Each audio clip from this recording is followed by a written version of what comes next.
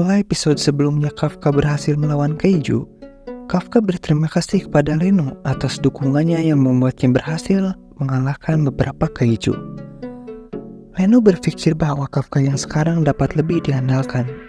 Namun, tak lama dari itu, Kafka langsung merasa ketakutan setelah mengingat kejadian tersebut.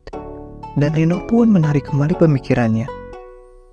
Tak lama dari itu, datanglah seorang bapak tua berkacamata yang memberikan surat hasil dari tes anti kaiju.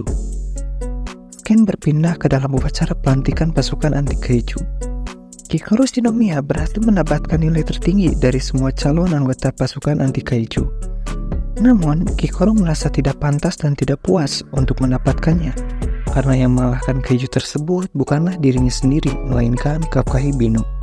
Kikoru sangat kesal karena dia tidak menemukan Kafka di baris manapun. Dia berpikir bahwa Kafka telah gagal dalam tes anti kaiju. Tak lama dari itu, Kafka datang terlambat. Sebelumnya, ketika para petinggi anti kaiju mendiskusikan hasil dari tes melawan kaiju, Kafka mendapatkan nilai 0 dan gagal dalam tes tersebut. Namun, karena wakil kapten divisi ketiga Soshiro tertarik dengan sikap Kafka, dia pun menerima Kafka masuk ke divisinya. Ketika Mina Ashiro sedang berpidato, tiba-tiba saja Kafka berteriak bahwa dia sebentar lagi akan berada di sisi Mina.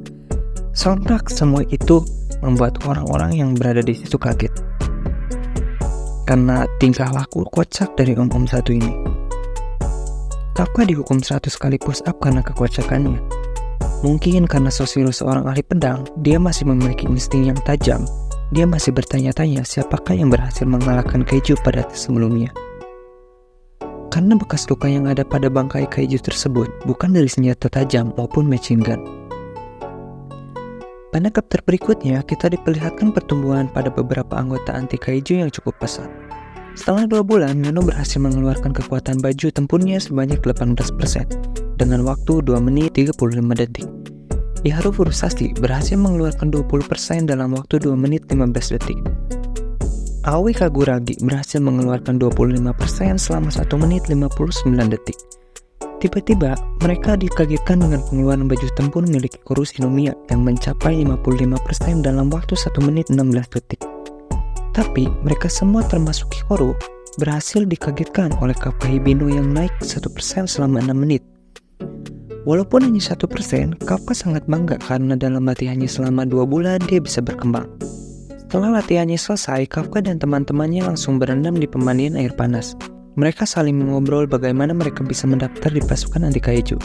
Mereka semua terkejut karena Kafka berkata bahwa dia bergabung dengan pasukan anti kaiju karena janjinya dulu kepada Mina untuk bertarung di garis depan bersama-sama. Keesokan harinya, kaiju yang seperti jamur banyak sekali bermunculan.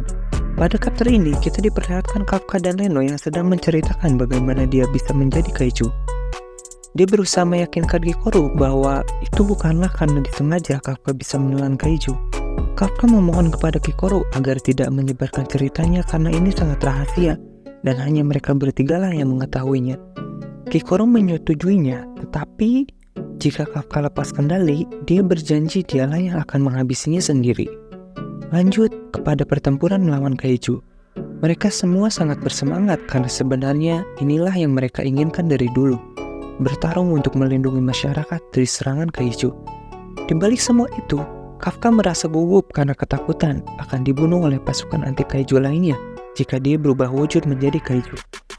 Di chapter 13 ini, Kafka berada di garis paling depan dengan mengeluarkan kekuatan baju tempurnya.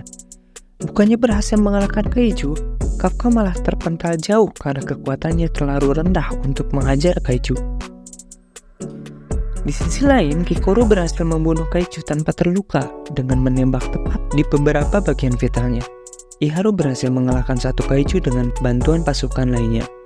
Dan dia terkejut melihat Leno yang berhasil mengalahkan kaiju hanya seorang diri. Leno memiliki kecerdasan yang tinggi. Di saat yang lainnya memakai peluru peledak untuk meledakkan kaiju, Leno malah sebaliknya, menggunakan peluru pembeku untuk memperlambat pergerakan kaiju agar dapat dengan mudah menyerang titik vitalnya. Di balik teman-temannya yang berhasil mengalahkan kaiju, Kafka kebingungan karena tak dapat mengalahkan satupun kaiju. Dengan pelepasan pakaian tempur yang hanya 1% dan pengalaman Kafka sebagai pembersih khusus mayat anti kaiju, Kafka membedah kaiju yang telah mati dan melaporkan kepada Kapten Soshiro bahwa dia telah menemukan titik vitalnya. Kaiju tipe tersebut memiliki titik vital di bagian kepala belakang. Dan Kafka pun memberitahu Kapten Soshiro tentang kaiju-kaiju tersebut yang membawa telur-telur mereka yang akan menjadi serangan susulan para kaiju. Walaupun hanya itu yang bisa Kafka lakukan, Kafka sangat senang karena dapat membantu rekan-rekannya. Tak lama dari itu, salah satu kaiju besar tiba-tiba meledak. Ternyata itu tembakan dari Kapten Divisi Ketiga, Minashiro, yang ingin Kafka samai kekuatannya.